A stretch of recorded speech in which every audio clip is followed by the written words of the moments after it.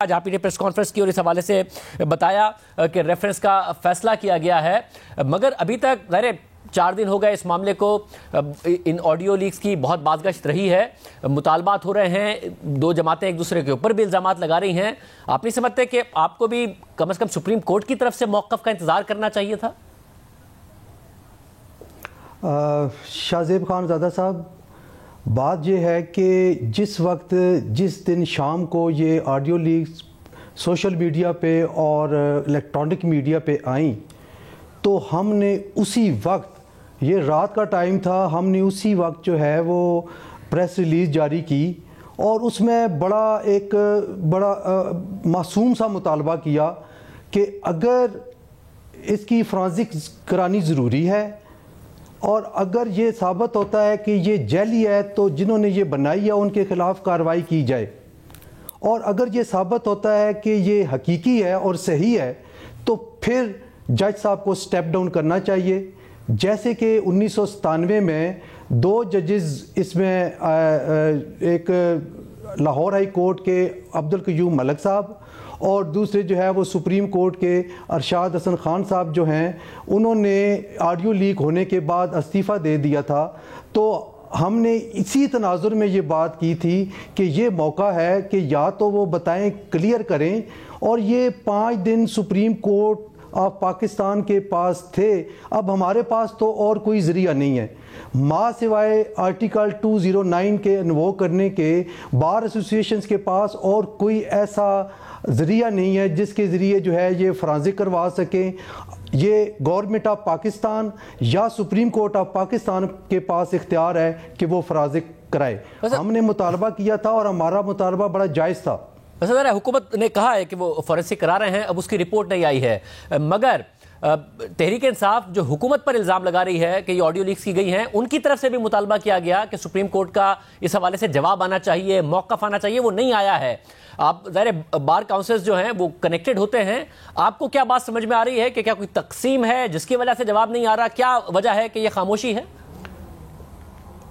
بالکل، آپ نے بھی، آپ کے بھی اپنے کئی پروگرامز میں یہ بات ہوئی ہے اور ہم روزمرہ یہ دیکھتے ہیں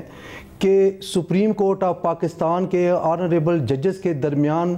ایک واضح طور پہ دھڑے بندی اور گروپ بندی موجود ہے، اور اس چیز کا ہمیں بہت افسوس ہے. ہم نہیں چاہتے کہ یہ ادارہ کمزور ہو. آپ نے دیکھا ہوگا کہ ماضی قریب میں لائرز نے سپریم کورٹ بار اور ججز کے لیے اپنی جانیں قربان کی اور سی سپلائی دیوار بنے رہے.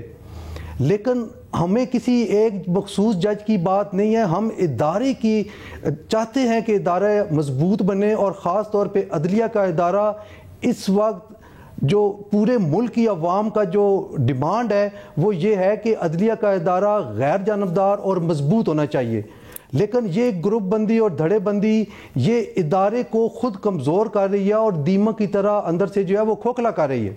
مطلب اس حوالے سے کیا آپ کی خود چیف جسٹس صاحب سے بار کی حوالے سے جو بارز ہیں ان کا کوئی رابطہ، کوئی ایسی ملاقات، کوئی ایسی چیز ہوئی یا اس کا کوئی امکان ہے؟ نہیں، اس حوالے سے تو ان 5 دنوں میں کوئی ایسا رابطہ نہیں ہوا. قبل ازیں جو ہے وہ ہمارے الیکشن جب ہوئے تھے پاکستان بار کونسل کے، تو ہم جو ہے as courtesy call vice chairman صاحب اور میں خود دونوں ہم گئے تھے، اور چیف جسٹس صاحب واز کائنڈ انف، انہوں نے ہمیں بڑا ٹائم دیا، ہمیں سنا، اور ہم نے جو مطالبے رکھے تھے خاص طور پہ فکسیشن آف کیسز اور باقی جو جملہ وکلاء کے سپریم کورٹ میں تکالیف ہیں ان کے حوالے سے جو ہے وہ ہم نے باتیں رکھی تھیں کہ ان کو جو ہے وہ حل کریں. تو انہوں نے وعدہ کیا تھا کہ وہ ان معاملات کو دیکھیں گے. اور اس کے بعد پھر کچھ نہیں ہوا. لیکن اس حوالے سے جو ہے وہ ابھی تک کوئی میٹنگ نہیں ہوئی، نہ انہوں نے ہمیں بلایا، اور ہم اس انتظار میں تھے کہ ہماری پریس ریلیز اور ہماری ڈیمانڈ کے تحت آنریبل چیف جسٹس صاحب کوئی قدم اٹھائیں گے. لیکن نہ انہوں نے خود، نہ ہی بذریعہ رجسٹرار کوئی ایسا پریس ریلیز جاری کی جس سے ہمیں آگاہی ہو. اور ہم کورٹ میں جب اپنے کیسز کرنے کے لیے جاتے ہیں یا بار رومز میں بیٹھتے ہیں تو عام وکلاء ہم سے پوچھتے ہیں کہ یہ کیا ہو رہا ہے، تو مجبوراً ہمیں یہ ایمرجنٹ میٹنگ جو ہے وہ کال کرنی پڑی. اور آپ دیکھیں کہ اتنی بھرپور انداز میں پورے پاکستان کی جو اسٹیچوٹری باڈیز ہیں، بار کونسلز، وہ ساری ان کی لیڈرشپ جو ہے اعلیٰ قیادت وہ آئی، اور آج ہمارا 3-3.5 گھنٹے لمبا جو ہے وہ اسی موضوع پہ جو ہے وہ گفت و شنید ہوتی رہی، اور وہاں پہ یہ فیصلے کیے گئے۔ بس اب اگر یہ جو آڈیو لیکس ہیں ایگزیکٹلی جب آپ ریفرنس کی بات کرتے ہیں یا پھر کم از کم مطالبہ کرتے ہیں کہ عدلیہ کا اس حوالے سے موقف آئے، دیگر جماعتیں بھی یہ مطالبہ کر رہی ہیں مگر ابھی تک کوئی موقف سامنے نہیں آیا، یہ ایگزیکٹلی آپ کی نظر میں اسٹیبلش کیا کرتا ہے؟ کیونکہ عابد زبیری صاحب نے بھی اپنا موقف دے دیا کہ وہ کس حوالے میں یا کس کانٹیکسٹ میں بات کر رہے تھے اور یہ کنکاکٹڈ ہے، پرویز الہی صاحب نے بھی اپنا موقف دے دیا، کیا ایسی بڑی چیز اسٹیبلش ہو جاتی ہے اس آڈیو لیک سے کہ ایک ریفرنس ہو، یا پھر آپ استعفے تک کا مطالبہ کر رہے ہیں جج صاحب سے؟ دیکھیں شاہ زیب صاحب، جو اس آڈیو لیک کے کردار ہیں ان میں سے ایک کردار نے جو کہ سابق وزیر اعلیٰ پرویز الہی صاحب ہیں، انہوں نے اس کو تسلیم کیا ہے،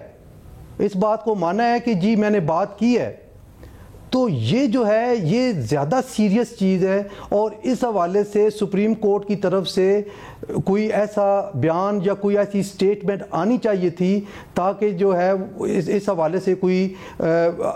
کلیئرٹی آتی، لیکن اتنی امبیگوٹی ہے اس معاملے میں کہ تمام لائرز کمیونٹی جو ہے وہ اپنی اسٹیچوٹری باڈیز کی طرف دیکھ رہی ہے اور وہ پوچھ رہے ہیں کہ اس معاملے کا کیا نتیجہ نکلنا ہے۔ تو آپ کا جو بنیادی اعتراض ہے اسی آڈیو سے لے کر ہے، اس کے علاوہ کوئی الزام نہیں ہے اور ایک ہی جج سے متعلق ہے؟